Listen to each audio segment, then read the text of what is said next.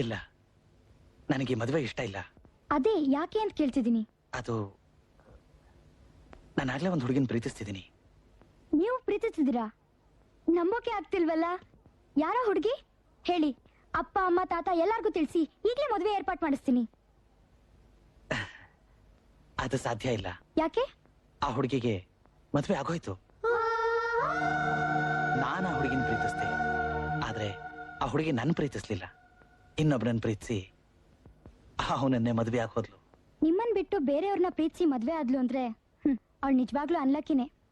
ಇಲ್ಲ, ಆ ಹುಡುಗಿ ಲಕ್ಕಿನೇ, ನಾನೇ ಅನ್ಲಕ್ಕಿ. ಇಲ್ದಿದ್ರೆ ನಾನ್ ಪ್ರೀತಿಸಿದ್ದು ಆ ಹುಡುಗಿ ಗೊತ್ತಾಗ್ತಾ ಇರ್ತಿತ್ತ?